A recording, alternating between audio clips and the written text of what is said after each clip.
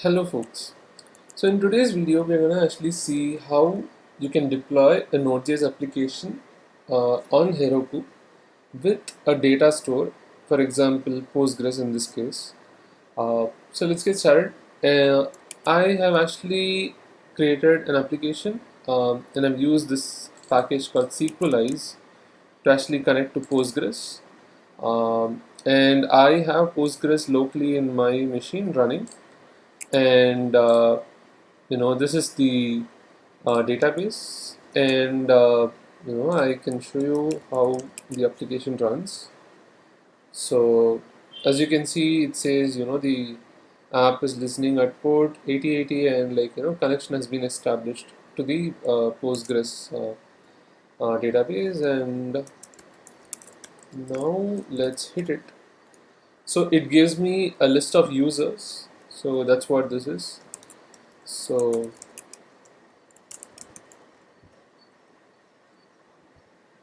okay, that is weird. Select star from. Oh, I have to say double quotes users. Okay, so that's the data in my database. Two users with the same name and all that. And this is the data that I have in coming in from the server itself. The Node.js API that I had written. So now let's try to deploy this to Heroku. So currently I don't have any Heroku remote repo over here. So first let me create an application. Maybe I'll create it here this.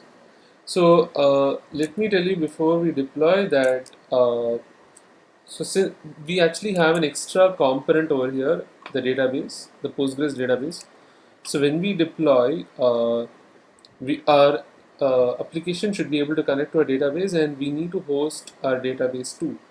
So there are different ways to do this. The easiest way would be to just use an existing service, database service on the cloud or on the internet.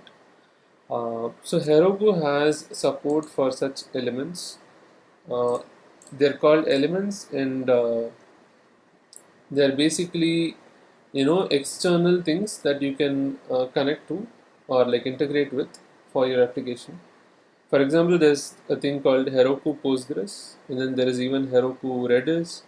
There is other kinds of services that also provide Redis, and then MySQL and whatnot. So if you click on View All Add-ons in Elements, you can even search these elements. So you can search for Postgres, let's say. Um, so as you can see, there is a lot of different add-ons or like extensions for Postgres. Um, so here you can see there's backup servers and whatnot, right? So this one is like a pretty standard Postgres service from Heroku. So you just get a Postgres database server. So how this works is that Heroku runs this Postgres server and gives you a connection URL. A connection URL looks something like this. Oops. Okay, I think we don't have one here. Um, Let me actually go to Sequelize documentation and show it to you.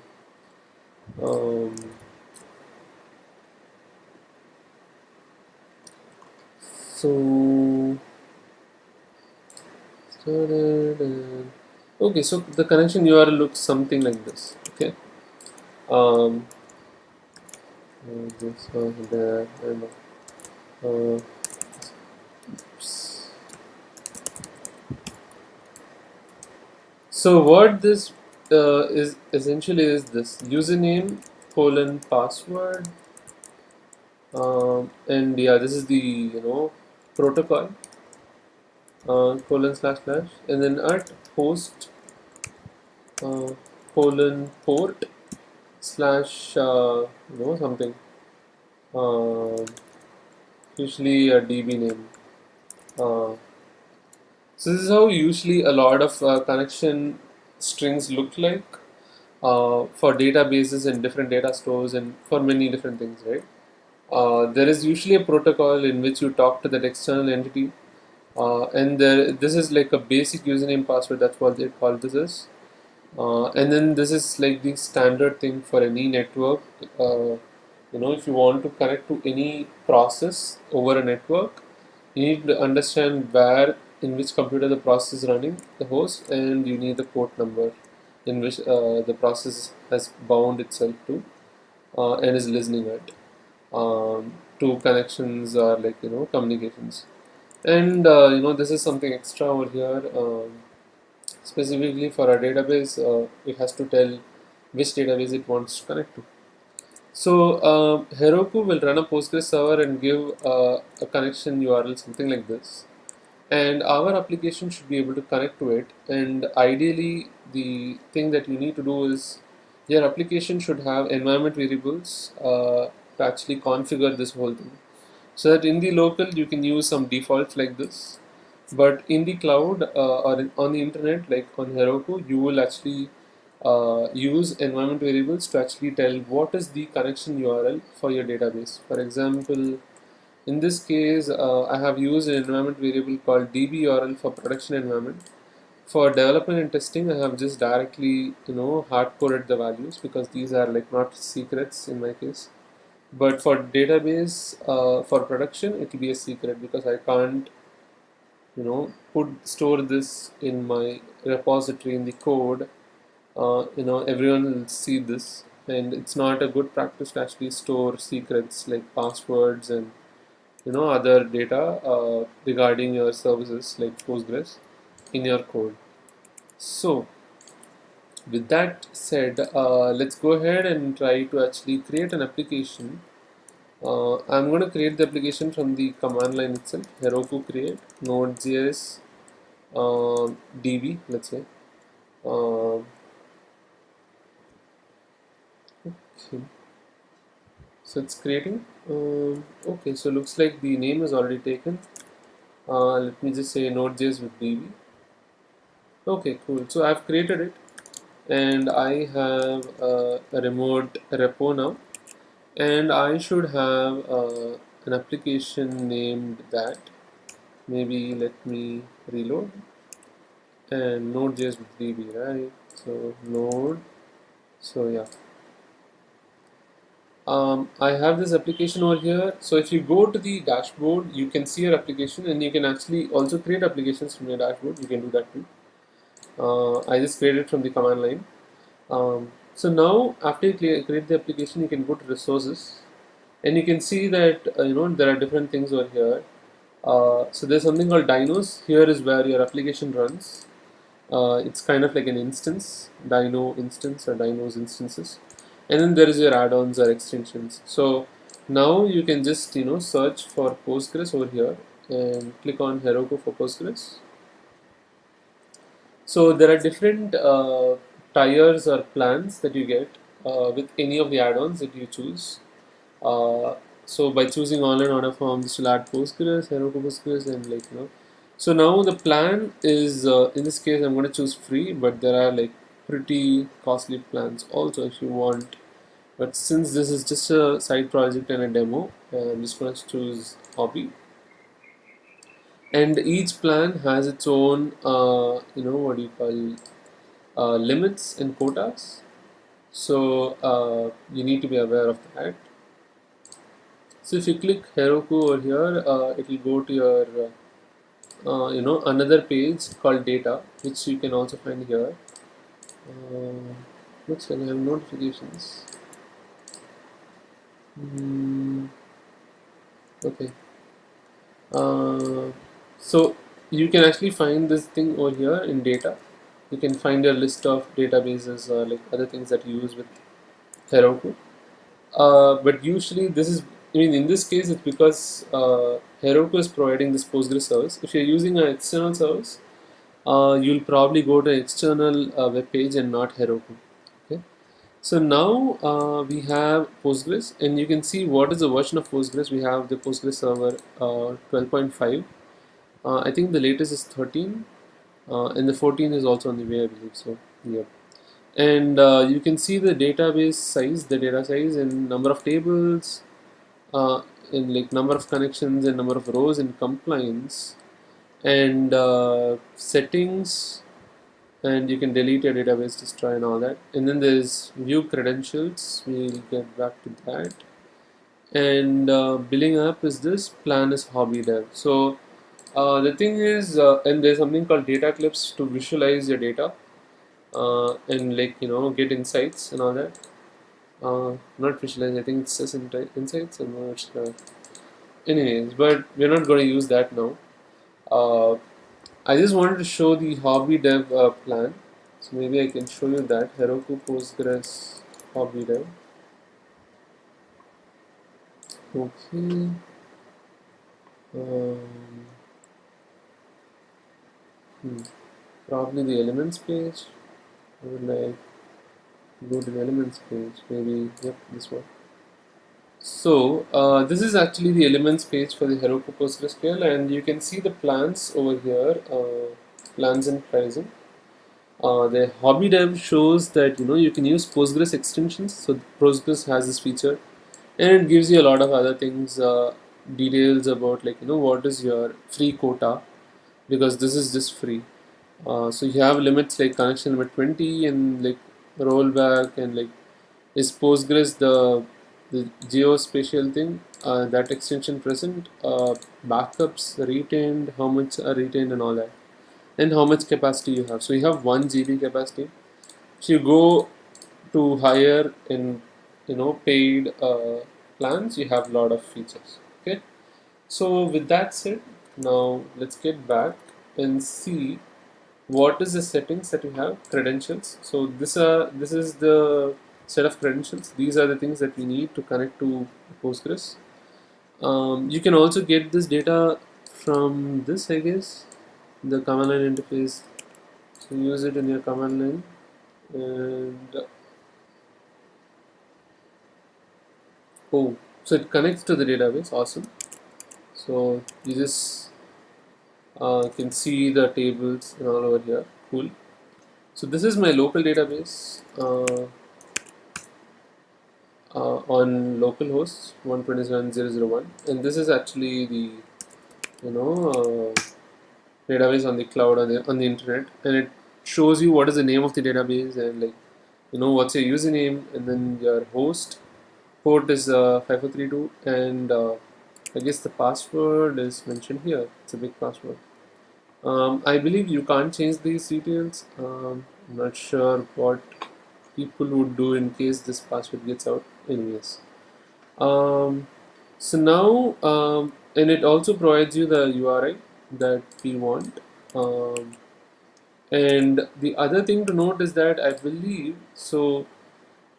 Apart from this, I think in the settings there would be a configuration, so you can actually go to settings, config variables. So if you reveal this, okay. So apart from getting the database details over here, you can also see that this add-on actually injects an environment variable. So config vars are basically environment variables. Uh, it inserts or like injects an environment variable called database URL. In our case, we want it to be uh, DB URL. Oops, I can't change it. Sorry. So I'll just copy this, and or I could actually change it in my code. I don't want DB URL. Maybe database URL is nice. So let's just go ahead and convert this to database URL, and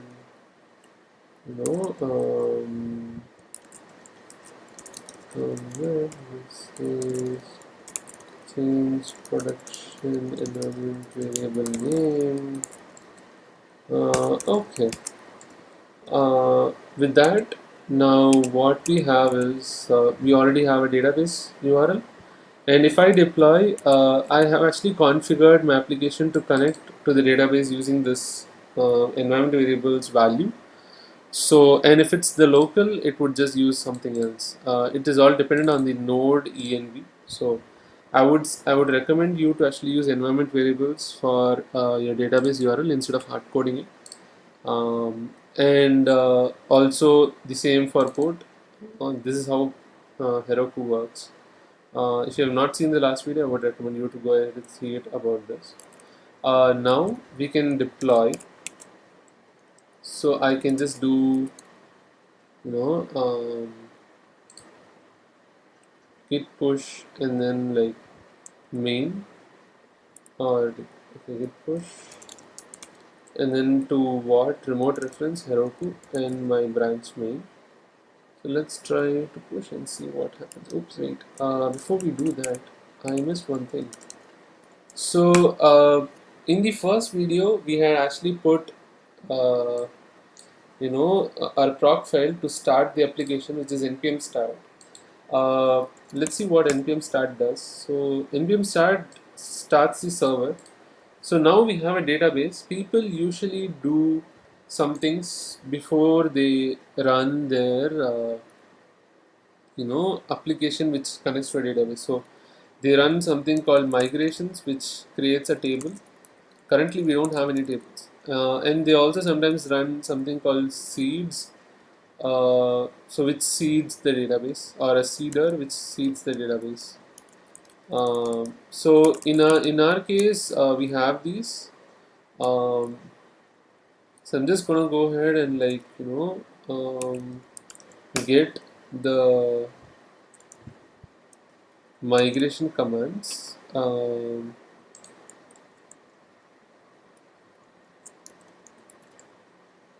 So that's the migration command. So I'll just say npm run migrate, npm run seed, and I'm just gonna go ahead and put migrate over here and put that seed over here, and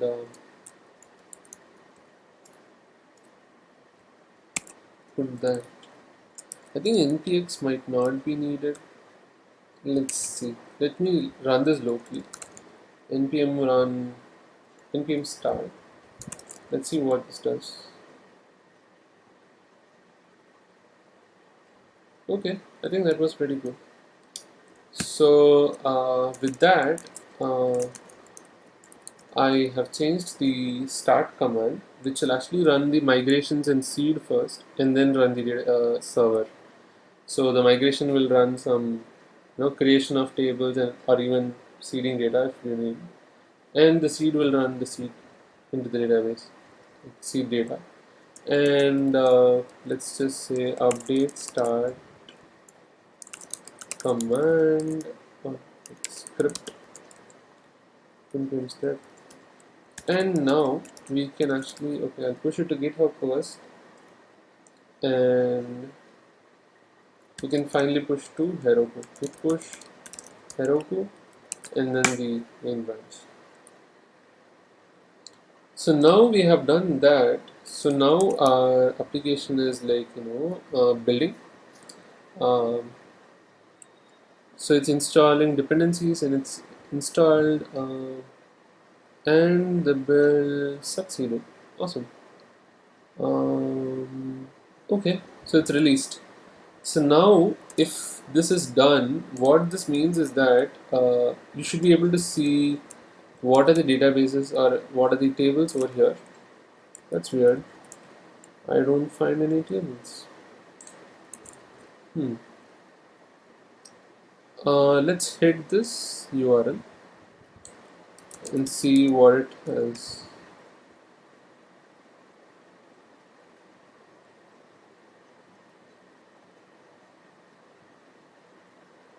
Okay, looks like our application might not be exact. Okay, it's deployed. Cool.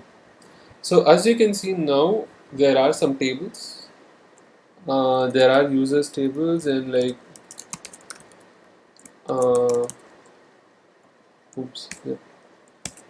So as you can see, John Doe is a display. So John Doe is actually a record in the table, in users table, and yep. So this is my table in the cloud with these details. So now I'm able to hit my server, and as you can see, uh, it gives me the details of the users, list of users, right?